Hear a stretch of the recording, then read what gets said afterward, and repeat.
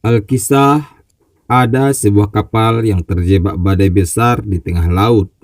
Nahasnya kapal tersebut hancur dan semua penumpang di dalamnya mati tenggelam ke dasar laut.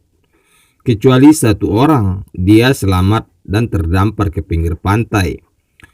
Setelah beberapa saat, ketika dia sadar dan matanya terbuka, dia menemukan dirinya berada di sebuah pulau terpencil.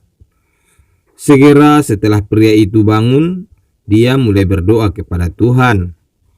"Oh Tuhan, tolong kirimkan saya bantuan agar saya bisa keluar dari tempat ini."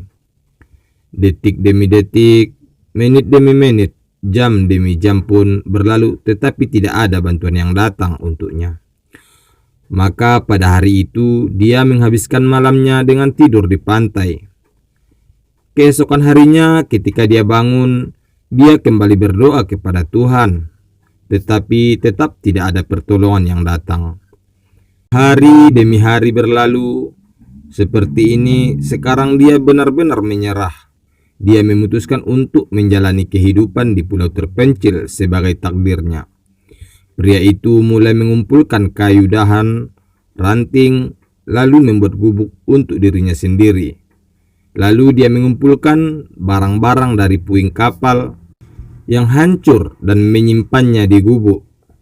Dia mulai bertahan hidup dengan makan kelapa dan ikan di pulau itu. Suatu hari dia menyalakan api dan pergi mencari makanan. Ketika dia kembali, dia melihat gubuknya terbakar.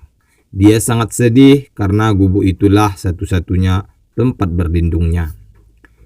Dalam kemarahan, dia mengangkat kepalanya ke arah langit dan mulai mengeluh kepada Tuhan. "Oh Tuhan, aku sudah meminta padamu untuk mengirimiku bantuan, tetapi Anda tidak mendengarkan doaku. Aku telah membangun gubuk di sini untuk hidup, dan Anda membakarnya. Anda sangat kejam." Dia sangat kecewa dan terus mengeluh kepada Tuhan sampai malam hari, dan kemudian dia tertidur di pantai. Di pagi hari dia dibangunkan oleh suara yang sangat keras. Ketika dia membuka matanya, dia melihat bahwa sebuah kapal telah datang. Dia tidak bisa mempercayai matanya. Dia sangat senang bahwa akhirnya bantuan datang kepadanya.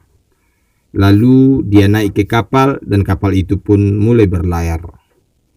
Setelah naik kapal, pria itu bertanya kepada kapten, "Bagaimana Anda tahu bahwa saya terdampar di pulau terpencil ini?" Kapten menjawab, "Kami melihat sinyal api yang dikirim oleh Anda.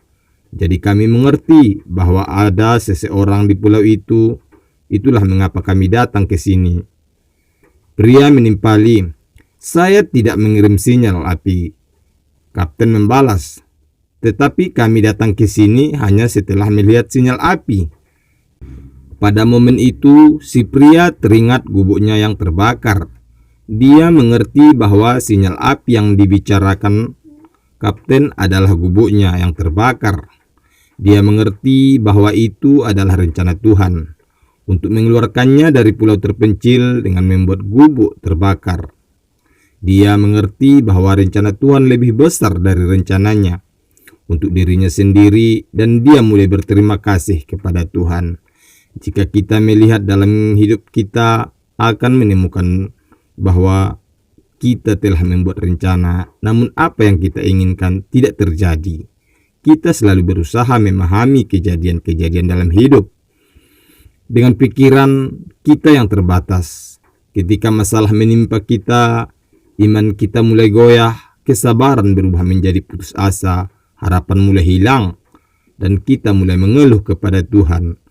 Padahal pada saat-saat seperti itu, kita harus berusaha keluar dari persoalan tersebut dengan mempertahankan iman kepada Tuhan.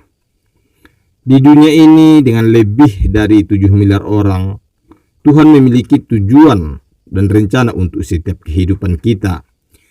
Kita harus terus melakukan upaya dengan tetap beriman kepada Yang Maha Kuasa, tanpa kehilangan semangat. Usaha kita dan pertolongan Tuhan merupakan dua kombinasi yang dapat mengeluarkan kita dari setiap kesulitan. Oleh karena itu, Setiap kali dalam hidup kamu merasa rencanamu gagal dan bertentangan dengan keinginanmu, selalu ingat bahwa Tuhan punya rencana lain untukmu. Dan rencana Tuhan selalu lebih besar, juga lebih baik daripada rencana kamu untuk diri kamu sendiri.